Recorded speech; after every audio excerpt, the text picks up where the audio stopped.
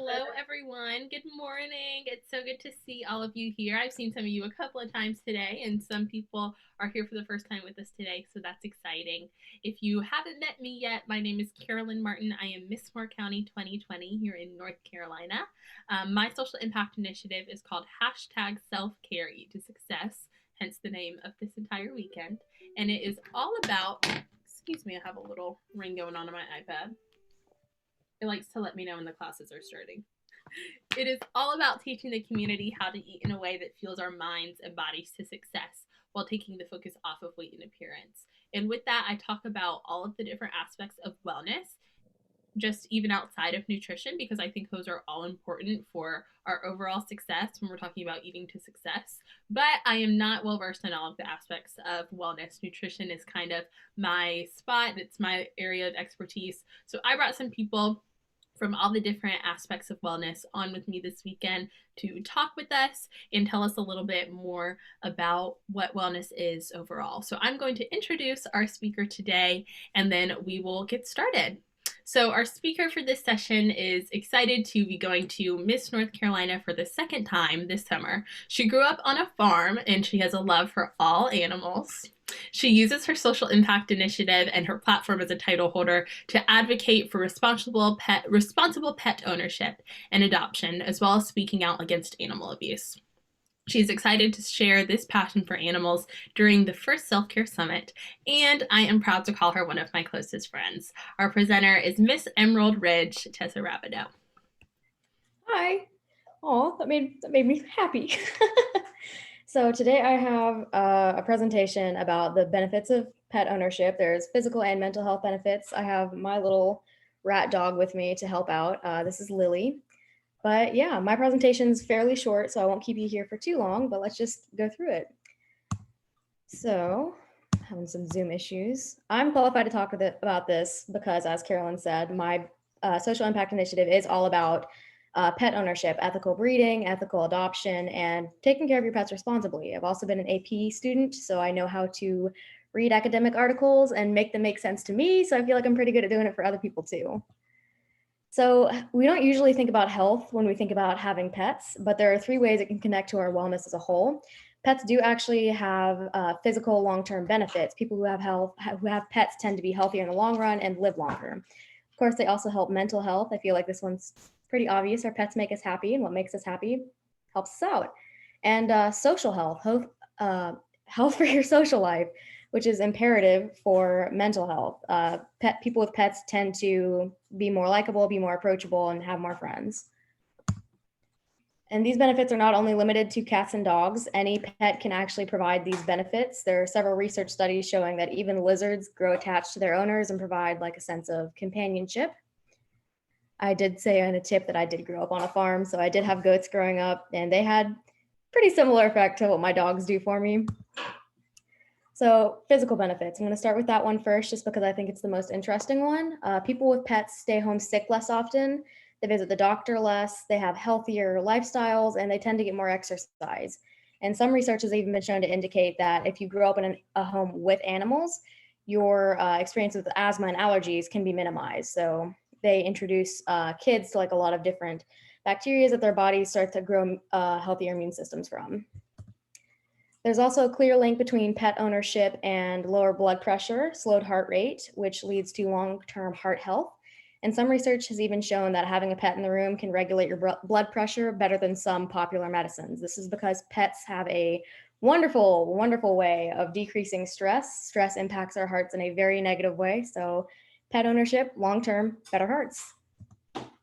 This information is also used in hospitals. So not only can it be used personally, it's used professionally. I actually talked to my mother for this one. She is a nurse. And a lot of acute care programs or acute care hospitals across the United States, there are pet therapy where they'll have patients that have animals in the rooms with them. It assists with their healing and it helps them get better faster. Now we're going to move on to mental health. Pet owners are less likely to suffer from depression, and pets, when they're owned by people with depression, help lessen the symptoms. Pets provide a boost to your serotonin and your dopamine, which can decrease the symptoms that you're feeling. Also, petting an animal releases a big shot of dopamine, serotonin into your brain. which is exactly what's going on with me right now. You can't really see her. She's being kind of titchy about it, but and pets provide company, combating isolation and loneliness. Humans are very social creatures, and a lot of mental health issues can stem from feeling alone. And animals are actually a pretty good substitute for human interaction, especially if you're like shy. I'm not very well versed in Zoom, so you have to excuse me. I feel like a teacher right now. So, mental health, like I said, it's a pretty obvious thing that pets help out with that. But caring for a pet also gives the owner some sense of purpose, enriching our lives, make us overall happier. I'm sure everyone has a memory of an animal that they're just fond of, and it brings us a lot of happiness. And they can ease symptoms not only for anxiety and depression, but also for bipolar disorder and PTSD. And on to the social health. Humans, like I said, are very social creatures. We do need company, interaction to keep us happy, keep us healthy, keep us in a good mindset. And not only can pets provide that company, but research has shown that people with pets are seen as more approachable and more likable. So they're more likely to make friends. If you're out with your pet, you're more likely to make friends. And this has also been shown in dating research as well. Dating profiles, they tend to get more matches if they have an animal in the profile. So people with pets tend to have just better, more enriched social lives, which is a direct contributor to your mental health. All right, and that is my presentation. So does anyone have any questions, anything like that? I'll ask you a question. So you've had lots of different animals in your life. So have you seen sort of different benefits from the different animals that you've been able to interact with? I have. Like with my little dog that I have right here, she's definitely more of a mental health support animal. And I think both of my dogs have been. But when I had my goats when I was growing up, I feel like they were almost more beneficial to my physical health, which sounds weird, but I got more exercise by having to take care of them and running around with them, stuff like that. I love that. Does anyone else have any questions? Feel free to put them in the chat. I will say that we know Tessa loves animals because at her first time being in North Carolina, she was asked the infamous, we've started calling it that, on stage interview question. You grew up on a farm. Does that mean you like animals? And of course, her answer was yes. So we are very certain that Tessa definitely has a love for animals. And that is something that I don't doubt. Okay, well, if there are no questions, Tessa, I just want to thank you for being here today. Oh, no, we do have a question. Sorry. So we want to hear a little bit more about your social impact initiative. So not just the mental health aspects or health aspects of pet ownership, but a little bit more about the things you do with your social impact initiative. And I know you've done some exciting stuff this year with the holiday season and everything like that. Yes, so my social impact initiative primarily focuses on two things: teaching young people how to be responsible pet owners and helping no-kill shelters. So this year over Christmas time, I had a benefit drive for three humane shelters in the Western North Carolina area.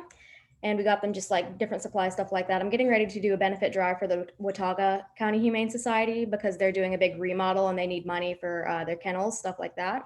So yeah, primarily focusing on education to lead to responsible pet ownership and helping humane shelters. That's great. And then we have one more question. How do you establish a good connection with an animal? I think that's a great one. That is a wonderful question. So it all depends on what kind of animal you get. I'm going to focus with, like, if you're just meeting a dog for the first time, if you're just adopting a dog, it's really all about reading the animal signals and building trust with them, doing things kind of on their terms. Especially if you have like a skittish dog, like this dog in my lap right here, she's very, very shy. When you're approaching her, you have to just let her come to you, let her figure you out. So each different kind of animal, each animal has a different personality. And it's just about trusting their boundaries, respecting their boundaries. And then we have another one. Is there any way that they can help out? I think particularly they're asking with the drive. If that's not correct, correct me. But Hannah says that she sews safe cat toys and is looking for more non-kill shelters to support. I got tripped up on my words there. Wonderful. Okay, that is very exciting because shelters tend to only get donations for dogs. They kind of get ignored when it comes to the other animals that they host. So I know any humane society shelter anywhere is always going to be a no-kill shelter. If you would like, you could reach out to me on Instagram and we could see if we could set up some kind of connection to do some safe cat toy donations. That would be wonderful. My Emerald Ridge Instagram is currently locked and I'm trying to find a way to get into it. Instagram has had me locked out of it for a year, but I do have a personal Instagram as well. And I And can Tessa, if you want to put that Instagram in the chat for them, you and Hannah can get connected. And Hannah, if you need help getting connected with Tessa, I'll make sure you get connected to her as well. Oh, perfect. Do you think it's okay to shop and adopt? I've done both and always felt guilty when people say I shouldn't have gotten my dog. So I'm assuming she's saying the one that she shopped for and didn't adopt. I used to be a really big proponent of don't shop, adopt until I did a little bit more research into it. A lot of people, when they say don't shop, adopt, mean don't shop unethical breeders. There are ethical animal breeders out there. So it's really just about researching and seeing how the breeder you get it from treats these animals.